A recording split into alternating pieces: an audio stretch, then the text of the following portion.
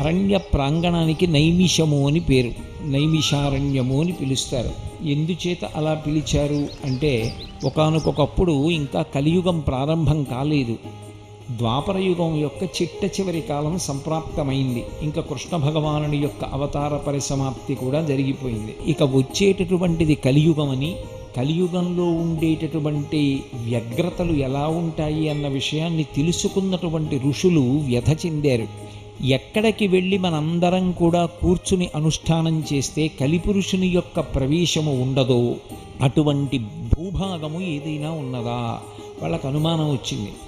సృష్టికర్త చతుర్ముఖ బ్రహ్మగారు కనుక వారందరూ బ్రహ్మగారి దగ్గరికి వెళ్ళారు. భూమండలంలో అటువంటి స్థలం ఏదైనా ఉంటే మాకు తెలియచేస్తే మేమందరం అక్కడ కూర్చుని తపస్సు చేస్తాం. ఎందుకంటే కలి యొక్క ఉద్ధతి చేత, కలి యొక్క ప్రకోపం చేత మళ్ళీ మా యొక్క తపస్సులు పతనమైపోయేటటువంటి స్థితి సంభవించదు కనుక అటువంటి భూభాగం ఎక్కడున్నదో తెలియచెయ్యమని అడిగారు. బ్రహ్మగారు దర్భలతో ఒక చక్రాన్ని తయారు చేసి దొల్లించారు. ఆ చక్రం యొక్క నేమి ఇరుసు ఎక్కడ విరిగి పడిపోతుందో, ఇక ఆ చక్రము దొల్లదో, అది కలిపురుషుడు ప్రవేశించినటువంటి పరమ పవిత్రమైనటువంటి ప్రాంగణమని, కాబట్టి మీరు ఈ చక్రం వెంట వెళ్ళవలసింది అని బ్రహ్మగారు నిర్దేశించారు. ఆ దర్భలతో తయారు చేయబడినటువంటి చక్రం వెనక ఋషులందరూ బయలుదేరి వచ్చారు. ఆ వచ్చినటువంటి చక్రం తిరుగుతూ వచ్చి ఈ అరణ్య ప్రాంగణంలోకి ప్రవేశించిన తరువాత నేమి అంటే ఇరుసు విరిగిపోయి ఆ చక్రం ఇక్కడ పడిపోయింది.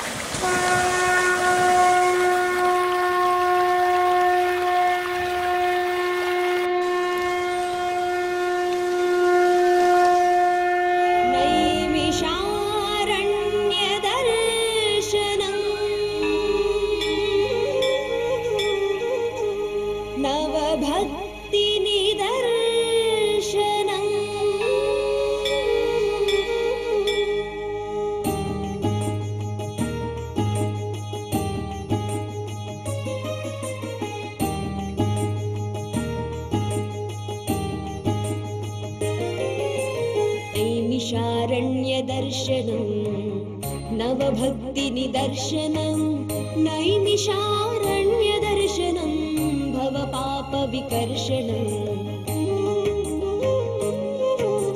పురాణాలు పురుడు పోసుకున్న నైమిషారణ్యదర్శనం పుణ్యాల తొలి పులకింతల నైమిషారణ్యదర్శనం శౌనకాది ముని శుభ సూక్తుల నైమిషారణ్య దర్శనం కలికాలు మోపని కళల నైమిషారణ్య దర్శనం నైమిషారణ్య దర్శనం నవభక్తి నిదర్శనం నైమిషారణ్య దర్శనం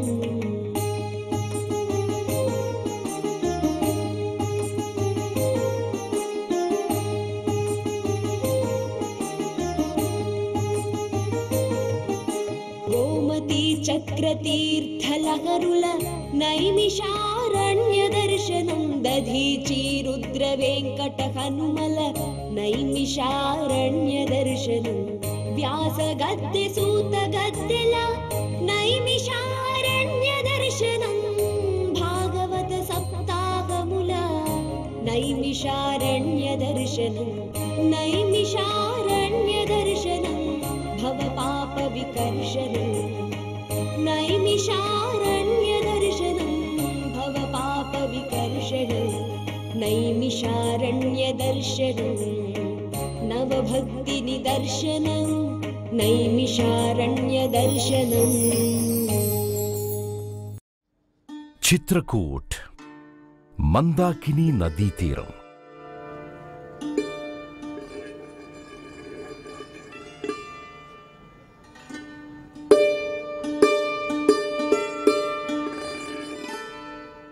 ఆ ఒడ్డునే ఒక అపురూప వృక్షరాజం. దానికి సమీపాననే ఉంది వనవాసి రామమందిరం.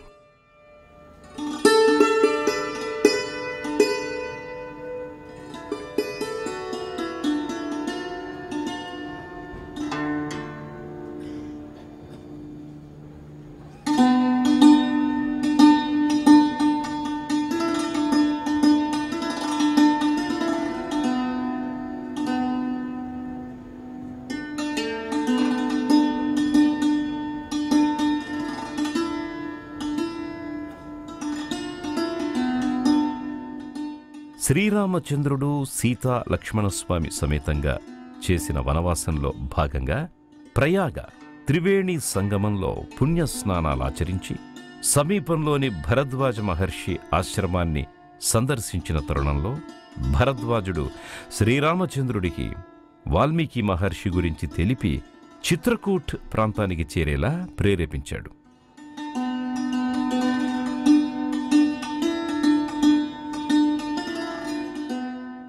శ్రీరాముడు సీతాదేవి లక్ష్మణుడితో పాటు చిత్రకూట్ చేరుకునే క్రమంలో యమునా నదిని దాటి ఆవలి ఒడ్డు నుంచి 2 దినములు నడకతో చిత్రకూట్ చేరుకున్నాడు. చిత్రకూట్ సుందరమైన ప్రకృతి సోయగంతో అలరారే వనప్రాంతం. ఎత్తైన గిరులతో కనుచూపు మేర పచ్చదనం పరుచుకొని ఆహ్లాదపరుస్తుంది. ఒకవైపు కొండలు, మరొక వైపు కామతగిరి పర్వతం ఉన్నవి. మాల్యావతిగా పిలువబడే మందాకిని నది పారుతూ ఉంది.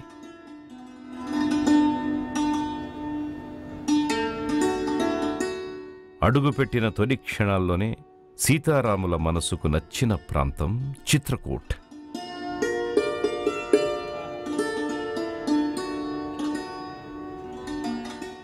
సీతారామలక్ష్మణులు 2 సంవత్సరాల సమయం దాకా గడిపిన ప్రదేశం ఇది. అయోధ్యానగరం చేరిన భరతుడు శ్రీరామ వనవాసం సంగతి తెలియగానే హుటాహుటిన తన సకల పరివారంతో చిత్రకూట్ ప్రాంతానికొచ్చాడు. శ్రీరాముణ్ణి ఎంతగా వేడుకున్నా రాజ్య సింహాసనాన్ని తిరిగి చేపట్టకపోవడంతో ఖిన్నుడై శ్రీరామ పాదుకలను పొంది విషణ్ణవదనుడై భరతుడు అయోధ్యకు తిరిగి బయలుదేరిన ప్రాంతం ఈ చిత్రకూటమే.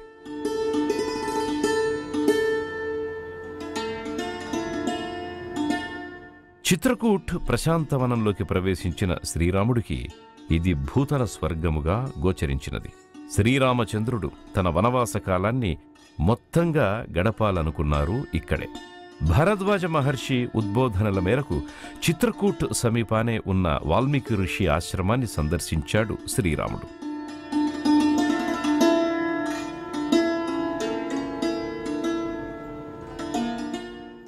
రామాయణ కావ్యకర్త వాల్మీకి మహాముని ఆశ్రమం. అందమైన పరిసరాలు, ఆహ్లాదపరిచే ప్రకృతి, ఇంపైన చిన్న కొండ, ఈవల పారే వాల్మీకి నది, ఉప్పొంగే శ్రీరామ భక్తి, కనువిందైన ఈ ప్రదేశాలు వీక్షిస్తుంటే ఊహలకందే నాటి రామాయణ ఘట్టాలు, రామాయణ అంకురార్పణకి కారణమైన క్రౌంచ పక్షులు, సూర్యచంద్రులున్నంత వరకు శ్రీమద్ రామాయణ పారాయణం చేయమని బ్రహ్మ ఆశీస్సులందించే శిల్పాలను ఈ పరిసరాల్లో మనం చూడవచ్చు.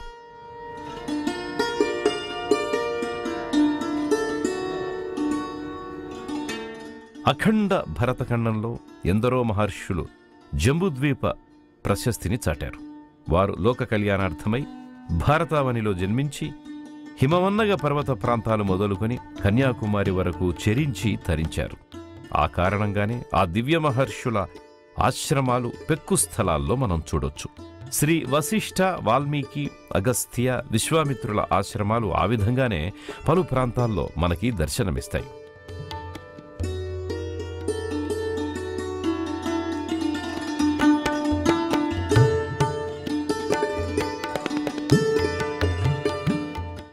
భరత భూమిలో బద్రీనాథ్, ద్వారక, పూరి జగన్నాథ్, రామేశ్వరాలు చార్ధామలుగా తలిచి కొలుస్తారు. చిత్రకూట్ కూడా మరో మహిమాన్విత ధామంగా వెలుగొందుతున్నది. శ్రీరామచంద్ర ప్రభువు చిత్రకూటంలో కూర్చున్న భంగిమలో, కిష్కింధలో నిలుచున్న భంగిమలో, రామేశ్వరంలో శయన భంగిమలో దర్శనమిస్తాడు. శ్రీరాముడు, లక్ష్మణుడు, సీతామాతతో కూడి 1.5 సంవత్సరాలు తిరుగాడిన పరమపావన ప్రాంతమిది.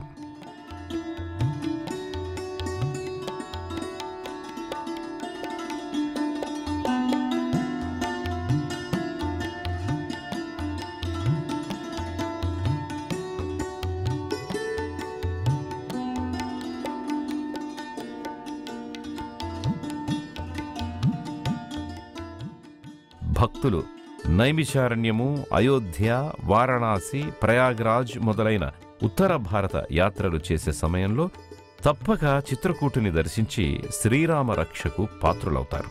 నాడు శ్రీరామ పరివారం సంచరించిన ఆనవాళ్లను తెలుసుకుంటూ పోల్చుకుంటూ ఉంటారు. ఆ పవిత్ర పావన ప్రదేశాల్ని మనము వీక్షిద్దాం పదండి. ఇదిగో ఇదే రామ్ ఘాట్. చిత్రకూటంలో దర్శనీయ స్థానాలలోని ఒక విశిష్టం. శ్రీరాముడు స్నానమాచరించిన ఘాట్ ఇది. ఇక్కడ ప్రవహించే మందాకిని నదిలో మంగళకర స్నానమాచరించి సీతారామచంద్రులు తిరుగాడిన మార్గాన్ని మనం కూడా అనుసరిద్దాం. ఈ మందాకిని నదీ తీరమునే సీతారాములు నిత్య పూజలు నిర్వహించేవారు. తమ తండ్రిగారైన దశరథ మహారాజు మరణవార్త తమ్ముడు భరతుడి ద్వారా ఇక్కడే తెలుసుకున్నాడు రాముడు. మందాకిని తీరంలోని ఈ ఘాట్లోనే దశరథ మహారాజుకి తర్పణాలర్పించి పిండ ప్రదానం గావించాడు శ్రీరాముడు.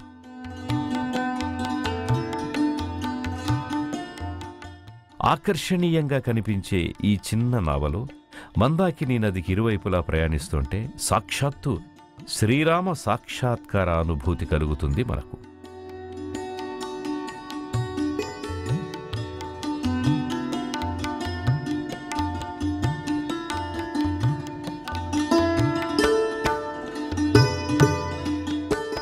ఇది వనవాసి మందిరం. శ్రీ రామలక్ష్మణ సీతామాతలు ఈ ఆలయంలో కొలువుదీరి ఉన్నారు. జీవకళ ఉట్టిపడే చలువరాతి విగ్రహాలు మనోజ్ఞమైన అలంకరణలతో దివ్యంగా గోచరిస్తాయి. శ్రీరామ లక్ష్మణులు వనరూపాలంకరణలతో వనవాస వస్త్రాలతో దర్శనమిస్తుండగా సీతామాత రాణివలే వస్త్రాలంకార భూషణాలతో దర్శనమిస్తుంది. వనవాసి రామమందిరం వెలుపల ఉన్న దివ్యవృక్షానికి సైతం భక్తులు పూజాధికాలు చేసి మొక్కుబడులు చెల్లించుకుంటారు.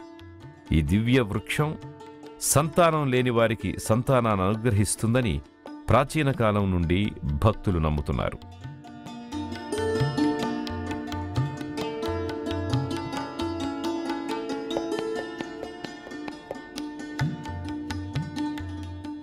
బ్రహ్మతీర్థం పర్ణకుటీరం. కృతయుగం కాలం నాడు బ్రహ్మ స్వయంగా యజ్ఞాన్ని ఆచరించాడిక్కడ. 108 హోమగుండాలతో అగ్నిపూజలతో యజ్ఞం చేశారు. నేల 4 చెరుగుల నుంచి ఎందరో ఋషిపుంగవులు విచ్చేసి ఆ యజ్ఞాన్ని జయప్రదం గావించారు. తాను యజ్ఞం చేసిన ఈ తావు సీతారాముల దివ్యస్పర్శతో పునీతమవ్వాలని, ఈ క్షేత్రం భక్తప్రియ క్షేత్రం కావాలని బ్రహ్మదేవుడి దివ్య సంకల్పం. ఆ మహాసంకల్పాన్ని భక్తులకు జ్ఞప్తికి తెచ్చే విధంగా సీతారాముల కోసం ఓ పర్ణశాల నిర్మించబడి ఉండగా లక్ష్మణుడి చిన్న కుటీరం కూడా దర్శనమిస్తుంది. జానకీ కుండ్. సీతామాత వ్యక్తిగత స్నాన ఘాటిది. సీతామాత తరచుగా ఇక్కడ సంచరించేవారు. సీతాదేవి కూర్చున్న తావు, దుస్తులు ఉతుక్కునేందుకు చేసుకున్న ఏర్పాట్లు, ఋషిపత్నులతో గడిపిన స్థలాలు, వీటన్నిటినీ చూస్తూ సీతామాత పవిత్ర పాదముద్రలను దర్శించి భక్తులు తన్మయానంద భరితులవుతారు.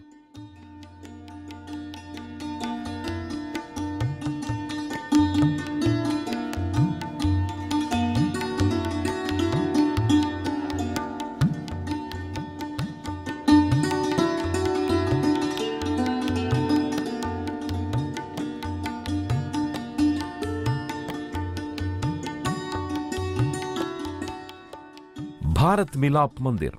మందాకిని నదీ తీరమున ఉన్న మరో దివ్యస్థలం భారత్ విలాప్ మందిర్. శ్రీరాముడు వనవాసమునకు బయలుదేరే సమయంలో భరతుడు తన మామ యధాజితుడి రాజమందిరంలో అయోధ్యకు దూరంగా ఉన్నాడు. దశరథ మహారాజు మరణవార్త విని హుటాహుటిన భరతుడు తన పరివారంతో శ్రీరాముణ్ణి వెతుకుతూ చిత్రకూటు చేరాడు. తన కోసం కాకపోయినా అయోధ్య ప్రజల కోసమైన శ్రీరాముడు రాజారాముడై వస్తాడన్న ఆశతో భరతుడు తన వెంట అపార సైన్యాన్ని, అసంఖ్యాక ప్రజలను తీసుకువచ్చి విడది చేసిన ప్రాంతమిది. ఈ ఆలయానికి అభిముఖంగా భరతుడి పరివారం 5 రోజుల పాటు బస చేసిన మైదానమిది. పితృవాక్య పరిపాలకుడైన శ్రీరాముడు అందుకు అంగీకరించుకున్నను భరతుణ్ణి స్వాంతనపరచి తన పాదరక్షలను అనుగ్రహించగా ఆ శ్రీరామ పాదుకలే తన శిరోధార్యమని భావించి శ్రీరామ పాదుకలు స్వీకరిస్తున్న భరతుడి శిల్పం. సీతారాములతో కూడిన లక్ష్మణ భరతుల పాదముద్రలు మనకి గోచరమవుతాయి. నాడు శ్రీరాముడు ఆసీనుడైన ఓ వృక్షరాజము ఇక్కడున్నది. ఆ దేవవృక్షాన్ని భక్తులు తాకి నమస్కరించుకుని పునీతులవుతారు.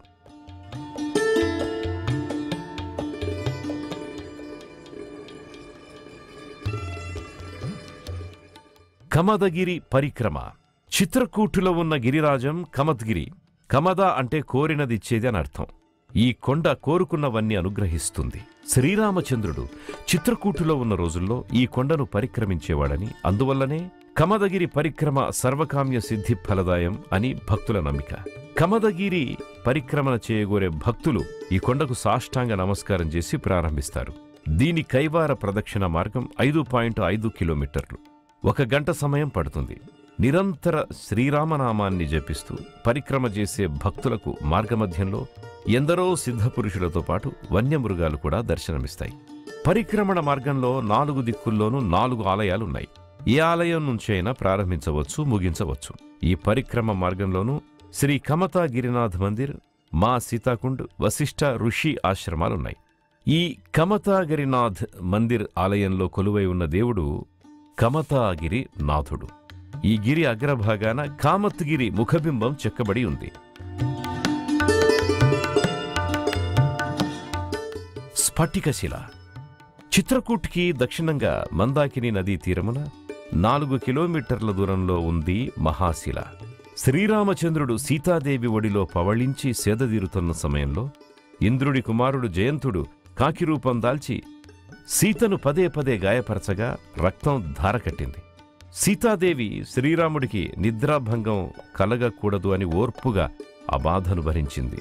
కాని రక్తధారల తడికి మేల్కొన్న రాముడు కోపించి దర్భను మంత్రించి కాకి మీదకు ప్రయోగించగా అంతటా కాకి ఆ అస్త్రము నుంచి కాపాడమని ఎల్లలోకాలను తిరిగి దేవతల శరణుదొచ్చగా ఫలితం లేక చివరకు సీతాపరాధము పట్ల చింతించి శ్రీరాముణ్ణి శరణు వేడగా సీతాదేవి క్షమించగా శ్రీరామచంద్రుడు ఆ దివ్యాస్త్రాన్ని ఉపసంహరించాడు.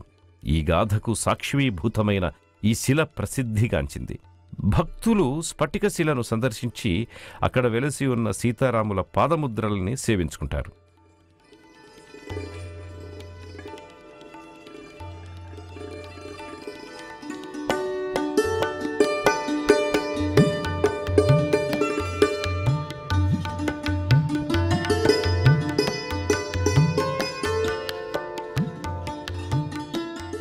ఈ చిత్రకూట ప్రాంతంలో మరెన్నో భక్తుల మనసులను రంజింపజేసే మానవీయ స్థలాలున్నాయి.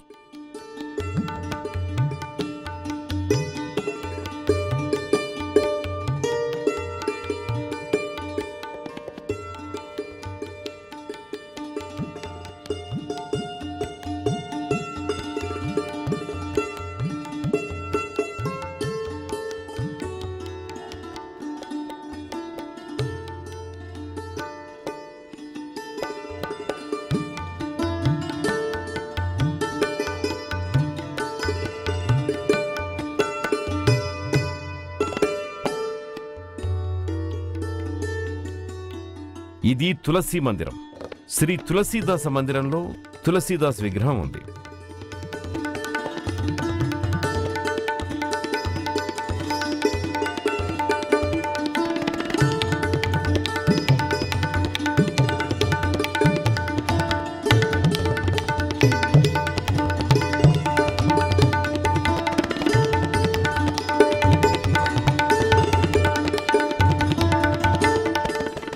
అలాగే అహల్యా మందిర్,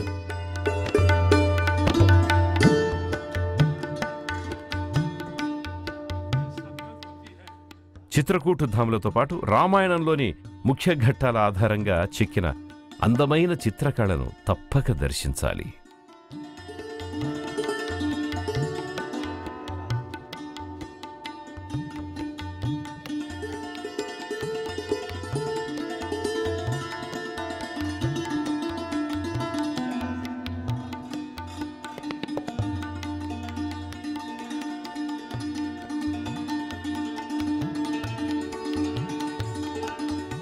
ఇక్కడ సమర్పించే హారతి ఎంతో ప్రత్యేకమైందిగా భక్తులు భావిస్తారు.